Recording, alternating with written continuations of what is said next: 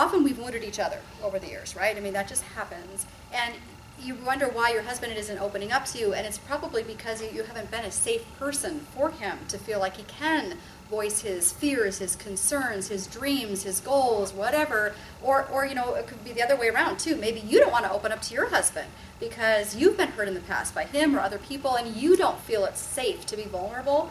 That word vulnerable, I was talking with a woman here earlier tonight about that word vulnerable. It's just kind of a scary word, isn't it? It's like, but that's what we're talking about. Best friends are vulnerable with each other. They're real and genuine and vulnerable. And you and your husband may not be at the place right now where you can be vulnerable because of past scars. Again, either that you've inflicted on each other or that came from father wounds, mother wounds, or whatever. So you might need to see a counselor. And please don't have so much pride that you don't see a counselor. I've seen a counselor. You've seen a counselor.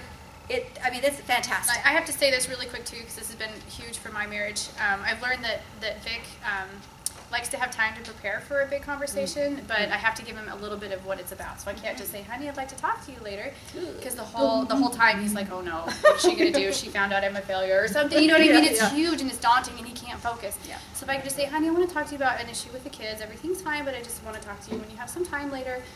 He's like, oh, okay, great. And then he'll let me know when it's time to talk. Ephesians 4:2 says, be completely humble and gentle. Be patient, bearing with one another in love. And I think this is huge. If we want our husbands to be our best friends, if we want to have emotional intimacy with our husbands, we have to be so gentle with their hearts, right? This step is probably the biggest one that helped reestablish trust for Vic and I. And it was mostly on my part because I was rarely gentle ever before I realized that being gentle is so important. So Vic also has a lot of ideas. He's very creative and ambitious, and I love that about him. But sometimes I want to just say, "What are you thinking? It's not going to work, and no, we're not going to do that." But instead, I've tried to learn, like, you know, what's the root? Carolyn Merriman talks about this, asking questions. What's the root of his idea? Does he want more adventure in his life? Does he, you know, think we can make more money or something like that? So just try and be in. But this really helps establish more trust, and in a lot of ways, this is what's helped Vic open up to me about everything, really. And don't apologize for the way that you need to be loved. Don't if you're crying, and you would think any woman would come over and hug you and say, oh, and you're waiting. Like, shouldn't my husband see that I am crying? Wouldn't he even want to ask, like, what's making you sad?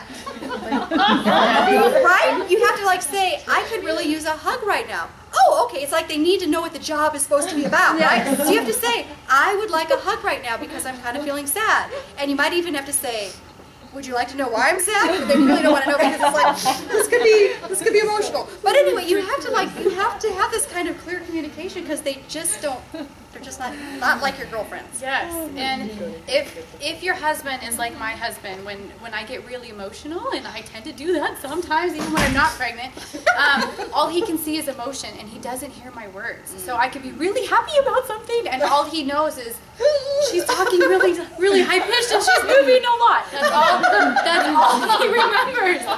If I'm really sad about something, he doesn't remember. All he remembers is she was crying and I didn't know what to do.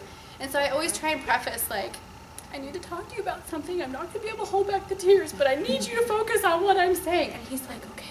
And he tries so hard, and at the end I'm like, you know, and you squeak and you blubber and you need tissues, and at the end I'm like, do you know what I said? And he'll say, well, this is what I think you said, and he'll tell me, and I'm like, you get it, just hug me now. And then 5 minutes later, I'm good. He feels like he did a really good job. We're both happy, but I have to preface, like, the emotion's coming. Don't be alarmed. Here it comes. Warning, warning. Yes.